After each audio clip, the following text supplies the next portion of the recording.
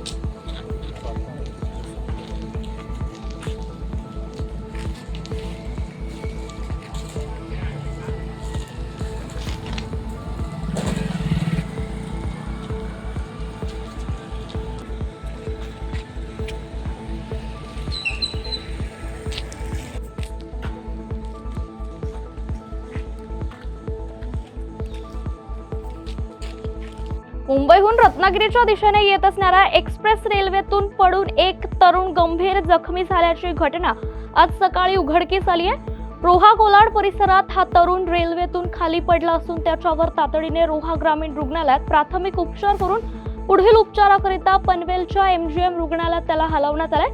ओमकार राऊत असं जखमीचं नाव असून तो कोकणातील देवगड मधील रहिवासी असल्याची माहिती मिळाली आहे। या बातमीपत्रात वेळ झाली आहे छोट्याशा विश्रांतीची। लगेचच परत येऊ, पाहत रहा न्यूज अनकट। ऐतिहासिक वारसा लाभलेला मराठ मुलूक महाराष्ट्र। या महाराष्ट्राला विविध रंगी छटा आहेत। साहित्य, कला, पर्यटन, नृत्य, भाषा, संत परंपरा अशा विविधतेने तो नटलेला आहे. हीच गौरवशाली विविधता जपत स्वरंग मराठी केवळ महाराष्ट्राच्या सांस्कृतिक संहितेपुरते मर्यादित न राहता समकालीन नवकल्पनांवर आधारित कार्यक्रमांद्वारे मराठी मनोरंजन विश्वात स्वतःची एक अनोखी जागा निर्माण करत आहेत. मराठी मनोरंजन क्षेत्रातील उत्तम दिग्दर्शक, लेखक आणि निर्मात्यांच्या प्रतिभेचा पुरेपूर वापर करून मनोरंजनाचा आगळा वेगळा रंग उधळण्यास आम्ही सज्ज आहोत.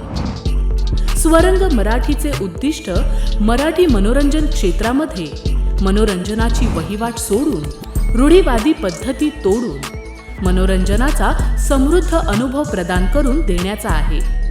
म्हणूनच यात विविध पद्धतीचे मनोरंजक आणि माहितीपूर्ण कार्यक्रम स्वरंग मराठीवर बघता येतील. शेवटी एकच, धकाधकीच्या जीवनात धांगडधिंगा करण्यापेक्षा बसूया, हसूया, गाऊया, जगूया. नाती गोती श्रावण मोती गावामधले जीवंत रंग. नाती गोती श्रावण मोती गावामधले जीवंत रंग. चला जोडूया, चला पाहूया, जशी संस्कृती तसा स्वरंग. विश्रांतीनंतर पुन्हा एकदा स्वागत. पाहूयात उर्वरित महत्त्वाच्या घडामोडी.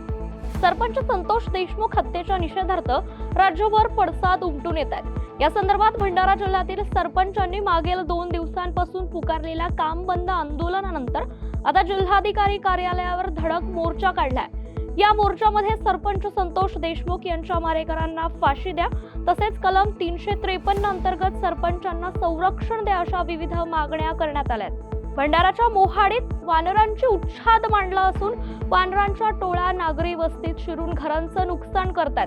यात कौलारी घरांचे प्रचंड नुकसान झाले. विशेष म्हणजे ही वानरं विद्युत तारेवरून ये-जा करत असल्याने दुर्घटना होण्याची शक्यता नाकारता येत नाहीये. त्यामुळे वन विभागाने तातडीने वानरांचा बंदोबस्त करण्याची मागणी नागरिकांकडून करण्यात आली आहे. आधारभूत किंमत धान खरेदी योजनेअंतर्गत शेतकऱ्यांच्या खात्यामध्ये 36 कोटी धान्याचे चुकारे ऑनलाईन पद्धतीने जमा झाल्याने भंडारा जिल्ह्यातील धान उत्पादक शेतकऱ्यांना नववर्षात दिलासा मिळालाय. भंडारा जिल्ह्यातील 233 धान्य खरेदी केंद्रांवर खरीप हंगामातील धान्याची खरेदी करण्यात आली होती. मात्र भीम पोर्टलच्या सदोष कामामुळे या धानाचे चुकारे रखडले होते. सद्यस्थितीत शेतकऱ्यांच्या खात्यावर धानाचे चुकारे जमा करण्याचं काम सुरू झालं असून लवकरच उर्वरित शेतकऱ्यांचं देखील चुकारे जमा होतील असं शासनाकडून सांगण्यात आलंय. अमरावती शहर पोलिसांनी महाराष्ट्र पोलीस दिनाच्या निमित्त आज रेझिंग डेचं पोलीस आयुक्तांच्या हस्ते उद्घाटन केलं. यामध्ये नागरिक आणि विद्यार्थ्यांना पोलीस दल, सायबर गुन्हे तसेच शस्त्रांबद्दल माहिती देखील देण्यात आली. आजच्या काळात आपण कसं सतर्क राहावं याबाबत मार्गदर्शन देखील करण्यात आलं. हा कार्यक्रम 7 दिवस चालणार असून यामध्ये रक्तदान शिबिर, जनजागृती, स्वच्छता अभियान, आरोग्य शिबिर आणि इतर बरेच कार्यक्रम देखील घेण्यात येणार असल्याची माहिती पोलीस आयुक्त नवीन चंद्र रेड्डी यांनी दिली आहे. आज नेमका वर्धापन दिनाचा कार्यक्रम समाप्त झाला. काय महाराष्ट्र राज्य पोलीसचं जे रेझिंग डे आहे, ज्यात त्याचा एक सप्ताह आजपासून सुरू झालेला आहे. या निमित्ताने जास्तीत जास्त जनजागृती करणे, जनतेमध्ये आणि जनसामान्यामध्ये पोलीस विभागाचे बद्दल जे चांगले काम आपण करतो आणि जे नागरिकांच्या सेवेसाठी जे उपाययोजना आहे त्या सर्व उपाययोजना लोकांना माहिती मिळाली पाहिजे.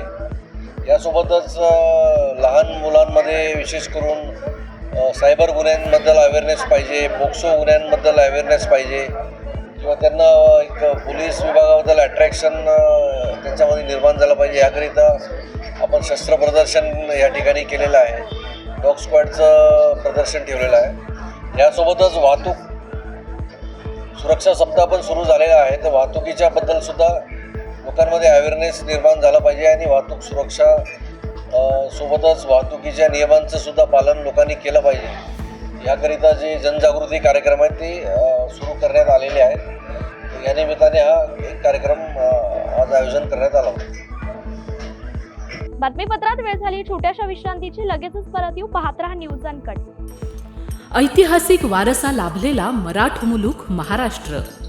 या महाराष्ट्राला विविध रंगी छटा आहेत. साहित्य, कला, पर्यटन, नृत्य, भाषा, संत परंपरा अशा विविधतेने तो नटलेला आहे.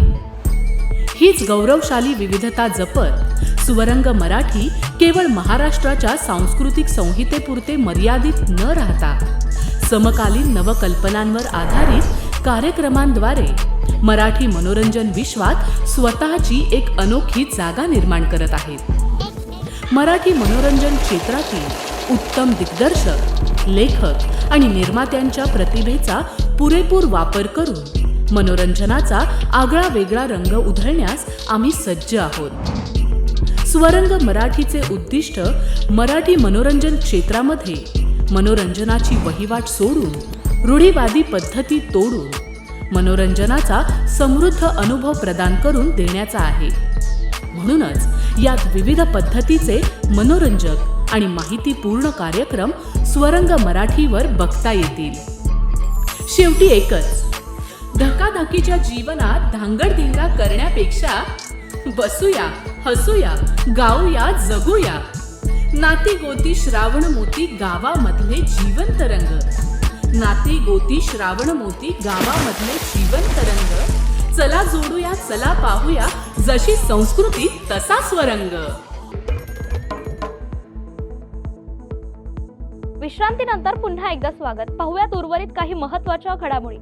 विदर्भात सर्वात कमी तापमान गोंदिया जिल्ह्याचं असून थंडीत पुन्हा वाढ होण्याची शक्यता हवामान खात्याकडून व्यक्त करण्यात आली आहे. थंडीचा बचावाकरिता ग्रामीण भागात नागरिकांनी शेकोटीचा आसरा घेतला असून गरम कपडे घालण्याकडे नागरिकांचा कल वाढतोय. या वातावरण बदलामुळे जिल्ह्यात सर्दी, खोकल्याचे रुग्ण देखील मोठ्या प्रमाणात वाढलेले असून जिल्हा रुग्णालयात आता रुग्णांची गर्दी दिसू लागली आहे. याच पार्श्वभूमीवर आरोग्य विभागाने नागरिकांना काळजी घेण्याचं आवाहन देखील केले. नववर्षाच्या पहिल्याच दिवशी गोंदियात नशा हटाव बेटा बचाव मोहीम सुरू करण्यात आली आहे. या अभियानांतर्गत गोंदियाच्या आंबेडकर चौकात नागरिकांना दूध आणि पौष्टिक आहाराचं वाटप देखील करण्यात आले. ही मोहीम कायम राहणार असून लोकसहभागातून आम्ही नशेबाजीवर काम करू अशी माहिती आयोजक रुपाली उईके यांनी माध्यमांना दिली आहे. यावेळेस नशा हटाव बेटा बचावचे नारे देखील देण्यात आले. दूध वाटप और पौष्टिक आहार वाटप का वितरण का प्रोग्राम जो हमने आज रखा गया है, हम ये चाहते हैं कि आने वाले भविष्य में युवा नशे से दूर रहें, पौष्टिक आहार लें. यही हमारी एक संकल्पना है, क्योंकि आज के दिन से युवा की शुरुआत हो रही है और युवा नशे में लिप्त होते जा रहा है. तो नशे में हमारा युवा लिप्त ना हो, इसी का हम इस छोटे से संदेश से हम संदेश देना चाह रहे हैं. क्योंकि संपूर्ण भारत भर में नशे के चलते कितनी अपघात होते जा रही है हम देख रहे हैं. आज हमें बहुत दुख होता है इन सब चीज़ों को देखते हुए. भीमा कोरेगाव येथील 500 महार शूरवीरांच्या स्मरणार्थ भीम ब्रिगेड संघटनेच्या वतीने अमरावतीच्या डॉक्टर बाबासाहेब आंबेडकर चौकात भीमा कोरेगाव विजय स्तंभाच्या प्रतिकृतीला मानवंदना देण्यात आली आहे. या कार्यक्रमाला जिल्हाधिकारी सौरभ कटियार, पोलीस आयुक्त नवीनचंद्र रेड्डी यांच्यासह इतर मान्यवर देखील उपस्थित होते.